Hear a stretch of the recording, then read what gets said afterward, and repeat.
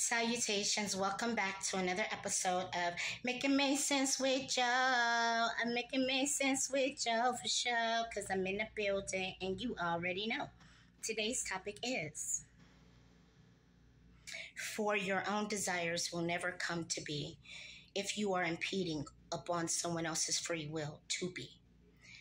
Meaning that there's no way you can receive what you want by listening to someone else's radio. Imagine your desires as you do a radio. Let's say your radio station that you're listening to is 106.9. And that radio station plays alternative music.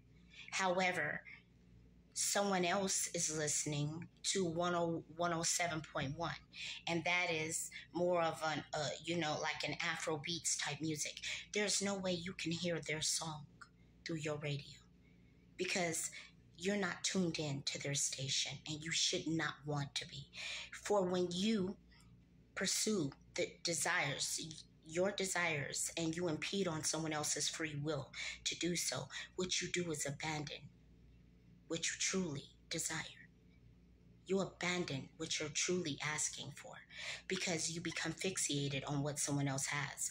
That's why God tells you never covet what another man has. Because if you're for coveting what another man has, then that means that you can never, ever be open to receive your own desires from what you want for oneself, which is separate from anyone outside of you. So if you find yourself impeding upon someone else's free will and then wondering why you're not getting what you want out of life, it's because you're moving against the will of life, and you're moving against the will of fate.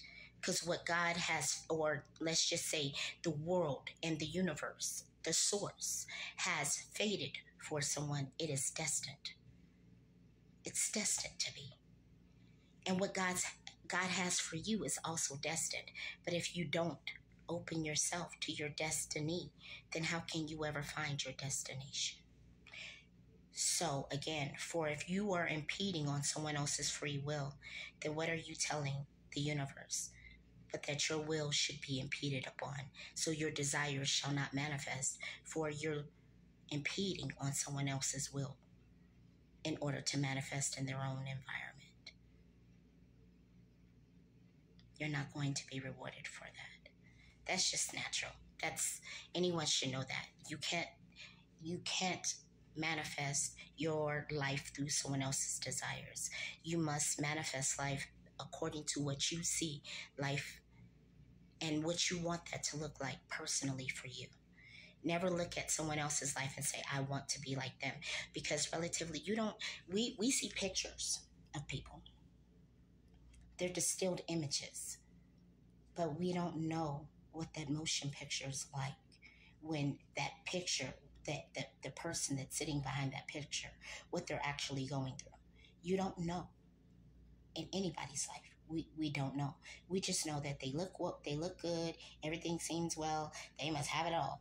And that's not always the case.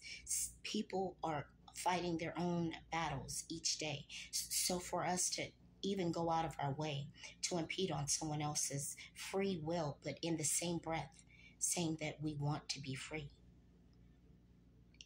it's backwards. It cannot persist. It can't be. It can't proceed. It's an ill equation. So the only thing that's going to come out of it at the end is illogical reactions and or behaviors and or responses, because it has no rationale to it. I can't ask a horse to pull a cart if I put the cart in front of the horse.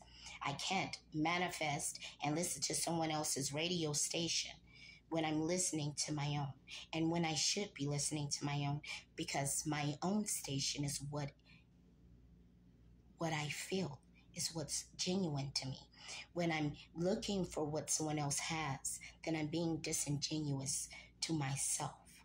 This is another reason you don't, again, impede on someone else's freedom, so that you have the freedom to be who you are. Otherwise, hopefully I made it make sense. And again, goodbye, good riddance, says the good Lord. I speak and not preach, and hopefully it's helpful.